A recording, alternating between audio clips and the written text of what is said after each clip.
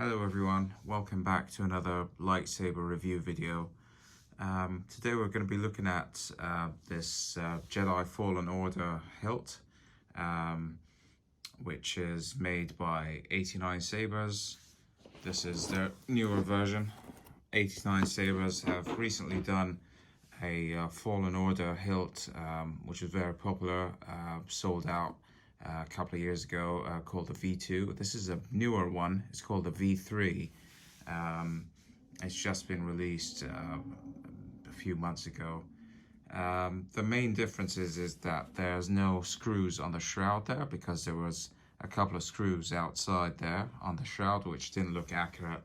But for the most part, otherwise, I mean, there's tiny little adjustments here and there, but for the most part, it's the same. Now, when you first get it, it looks nothing like that. I will put up a picture. I just have one picture. Unfortunately, I didn't save many pictures of how it looked to begin with, but basically this was all chrome, nice and clean. This was like an anodized black. The cuts here on the bottom were there, but it's kind of straight through. It's not flared out like this. The reason this looks like that is because I wanted it to be weathered to look or to match what we see in the Jedi Fallen Order game. So this was all weathered by my friend Rob at Kyber Customs, who I will link in the description down below. Rob does, he's a UK installer, basically. He does a lot of installs. He's installed a couple of my other sabers. So he's done the whole install with Profi 2.2, etc., which I'll talk about a little bit later in the video.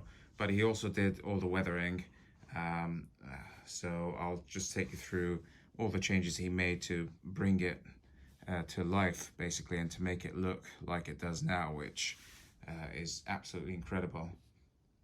So just start at the top and work our way down. So we start off here with the shroud. So Rob's done a lot of kind of weathering, I think, with aluminium black. So he's taken down the shine of the chrome. He kind of weathered it up and aged it with aluminium black, so it looks like kind of scorch marks, which just looks a lot more authentic in my opinion. I don't really like very shiny chrome sabers for the most part. Occasionally they are accurate, but I mean, from what you see in the game, it looks much more beat up like it does here.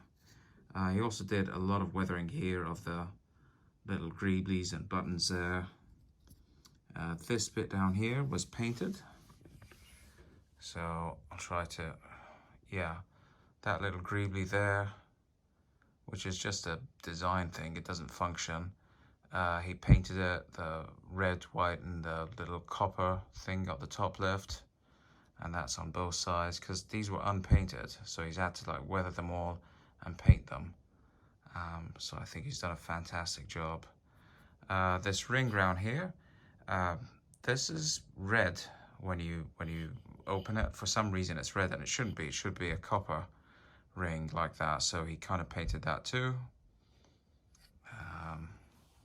The blade plug as well, he weathered that up. Let me see if I can kind of zoom into it a bit. But yeah, he weathered that really nicely to match the rest of it. So these are the two buttons. That's the main activation button. That's the auxiliary button. The reason I prefer the 89 Sabers V3 to the Ogdor Killer, which is one of the best out there for Fallen Order.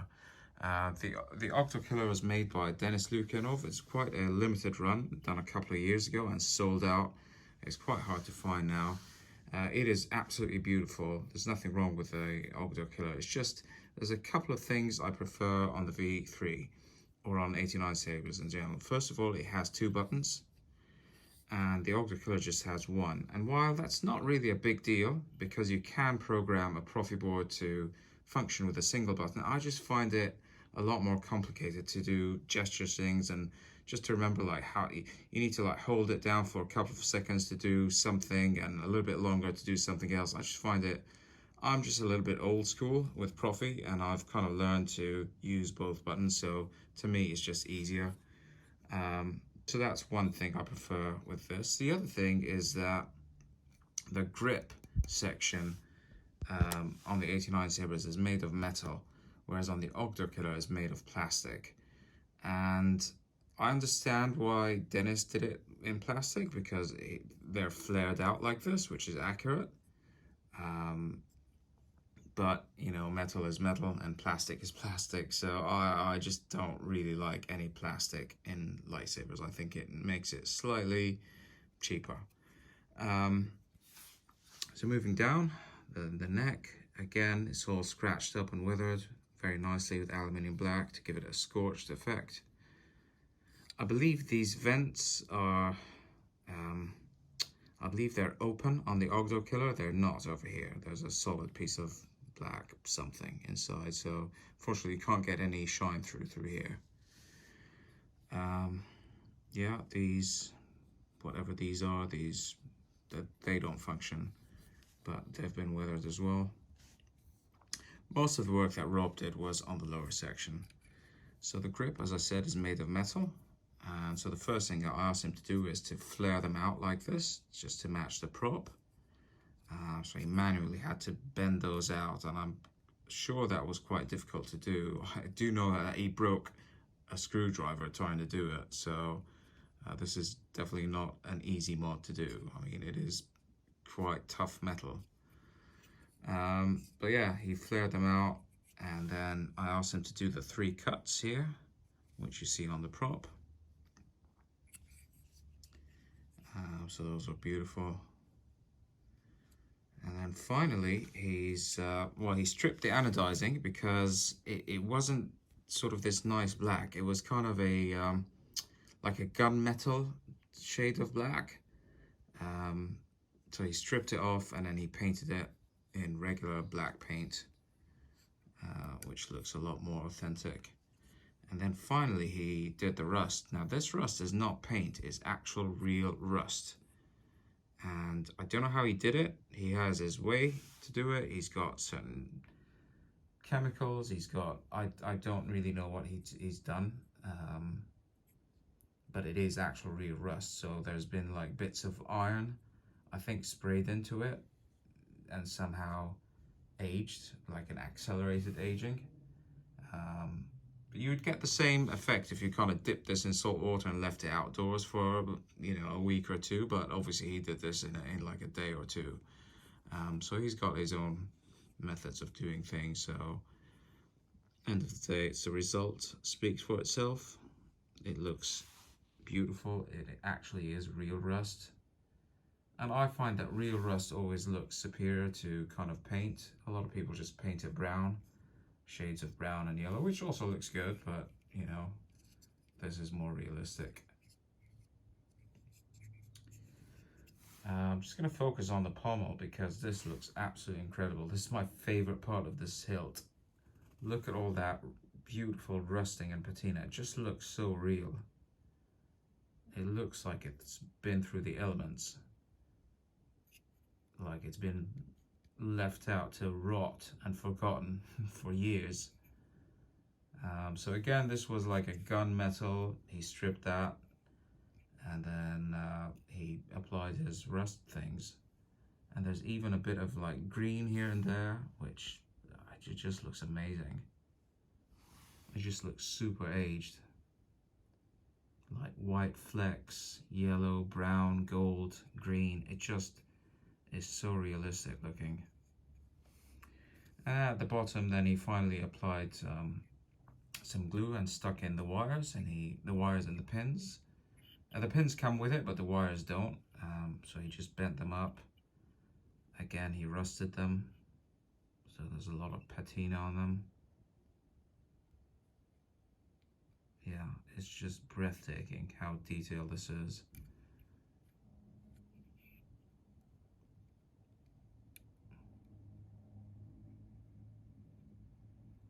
Just looking at the rust between this red greebly there and the red wire. Just going to zoom into that. I mean, you can't get these kind of effects with paint. You just can't, because there's just so many varying shades of gold, yellow, brown, you know, flecks of almost like a dusty white. It just looks dirty and grimy, and I love it. This may not be to everyone's taste, of course, you know, that's completely understandable. A lot of people like cleaner looking lightsabers, but I generally don't. I like lightsabers that look weathered, and I just feel like Star Wars is kind of weathered looking, all of it. The movies, the costumes, the props, everything looks like aged and used. And yeah, that's how it looks in Jedi Fallen Order. All the reference pictures I've seen anyway, it looks damaged and beat up like this. So yeah, very happy with that weathering. Thank you, Rob. Absolutely brilliant. Okay, so what I'm going to do now is just going to open it up and talk about the internals, and then fire it up, put a blade on, and just go through the install. So it unscrews from here.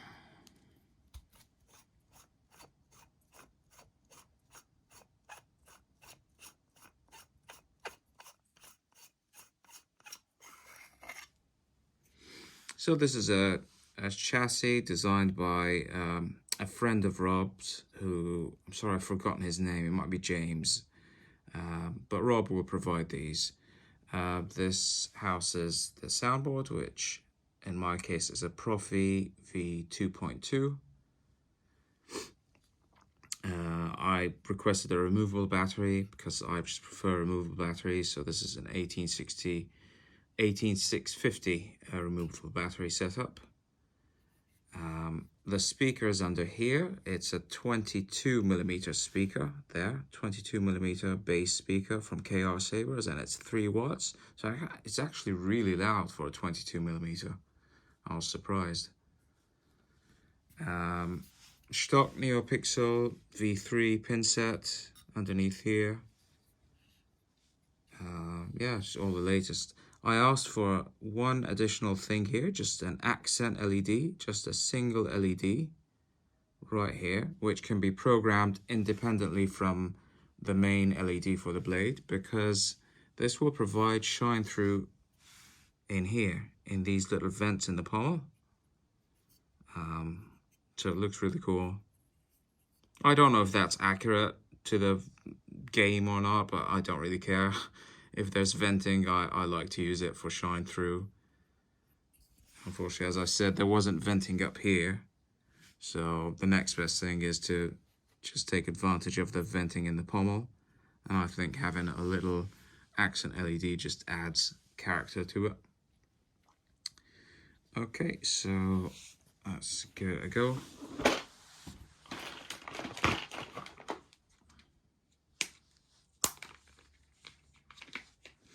Okay, 18650 battery. There's no kill switch, so it'll fire up straight away. There we go. And that's the accent LED. I've programmed it to kind of cycle through all the colors, but you can have it as a steady one color to match the blade, or to flicker, or to be unstable, or whatever you want, really. So when I put this back on, you'll be able to see it come through the pommel.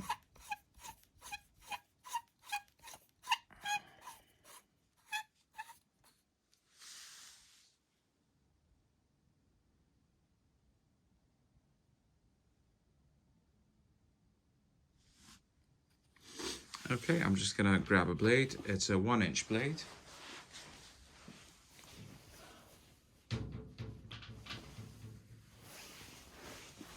All right, so I've got the blade.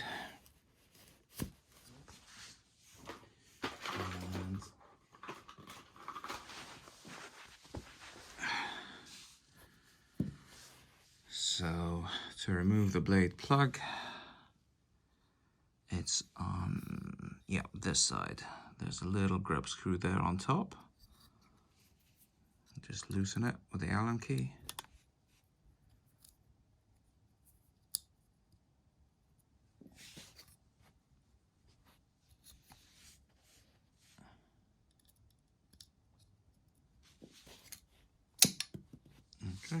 almost falling out.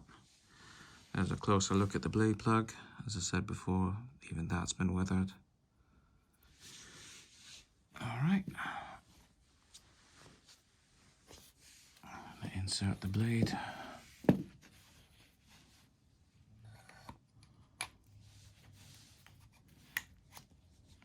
It's nice and snug. It's a good length too, it's about 32 inches. I find that very tall blades, 36 inches and over, are just a bit unsteady. Sometimes they wobble. I don't know, personally, I find 32 inches sort of a good length for me. I'm not very tall either, so. Alright, we've tightened that up. It's nice and steady in there. Okay. So I'm just going to take you through some of the fonts very quickly. Obviously, that's still going.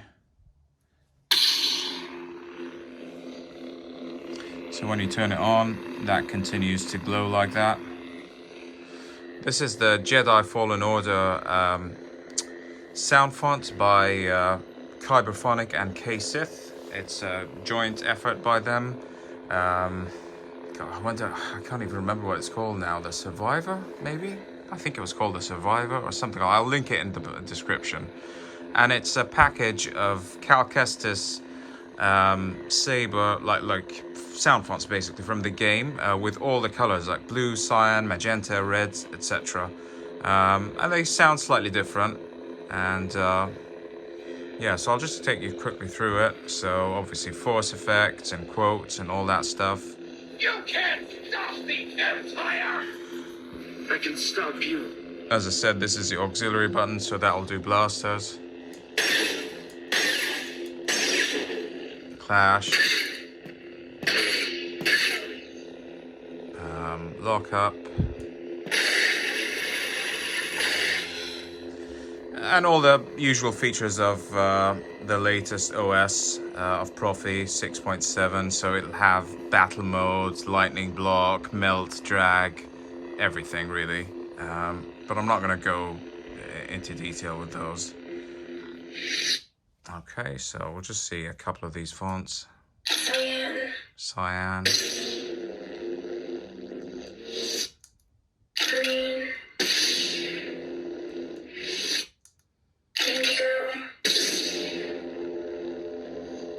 This is supposed to be indigo, but it looks pretty washed out to me. It's a little bit whitish. I might have to adjust that later with edit mode. Magenta. I've got the same effect for all of the Cal Kestis ones, so there's not any difference.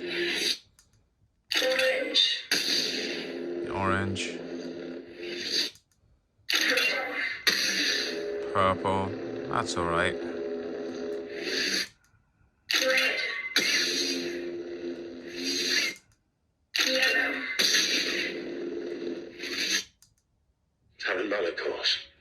Taron Malicos is the bad guy in Jedi Fallen Order, that fallen Jedi that he meets.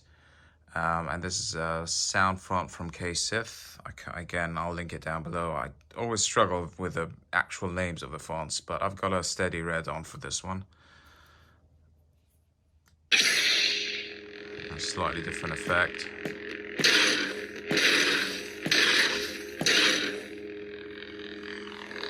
Really nice, loud hum.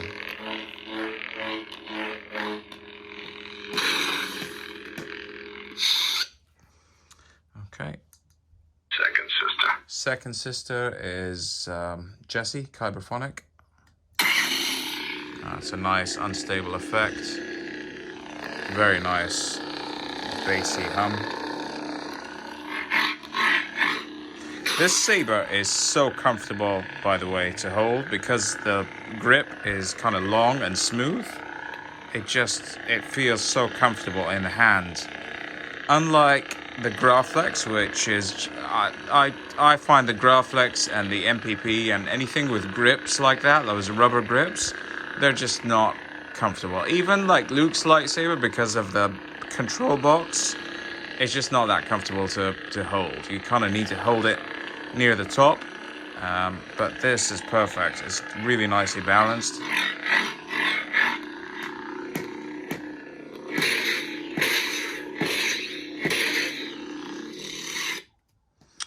Okay, let's see a couple of more General fonts. Krell. Savage Opress. Savage is actually one of my favorite fonts because the hum sounds so cool. And the power on. So different.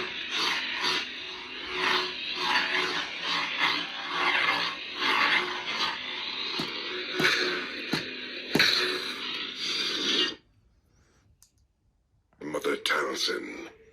This has got a really cool ignition effect.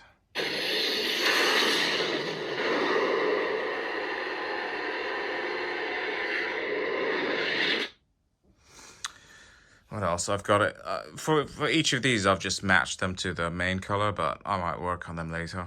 I claim this sword and my rightful place as leader of Deathwatch. There's a dark saber, of course.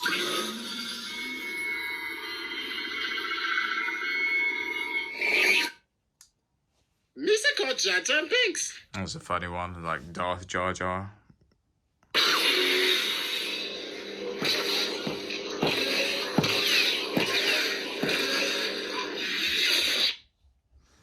What else? He's been working on that thing for weeks.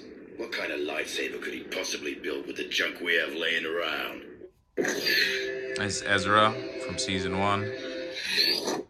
I have a lot of, it's mostly like games and animation on this config. I am the Inquisitor. My name is Ahsoka Tano. Master Kenobi? I am, and when you have your strength, I will help you on your way. Is Obi-Wan from Rebels. Just a simple wanderer. Oh, these are from Star Wars Visions. Disgraceful.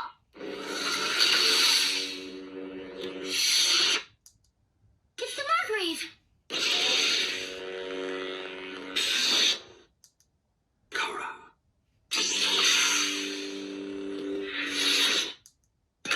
Blue. Oh, these are Galaxy's Edge. Nothing exciting. Green.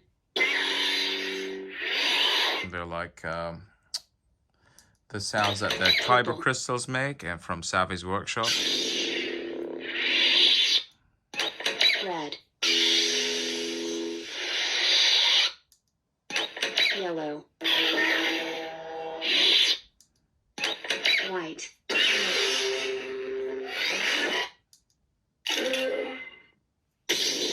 And it's gone back to the beginning. This is Jedi Fallen Order blue. Cal Kestis.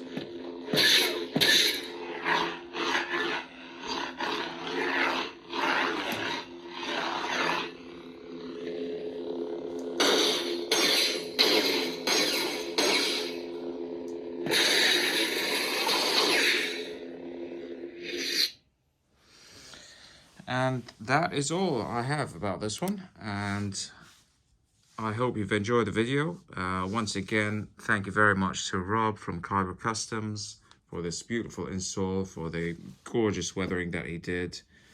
This is definitely one of my favorite lightsabers, even though I tend to lean to like the real, well, canon is the wrong word because this is canon too, but I lean to like the movies. But this is the only non-movie hilt that I have, and I'm absolutely in love with it. Very highly recommend 89 Sabers V3, because as I said, it doesn't have the screws in the shroud. If you can't find a Denis Lukanov Ogdo Killer, which is considered to be the best one, then 89 Sabers V3 is a very strong second place. And yeah, again, I will link Rob in the description down below and all the sound fonts I've used with this install. Thanks again for watching, and I will see you in the next one.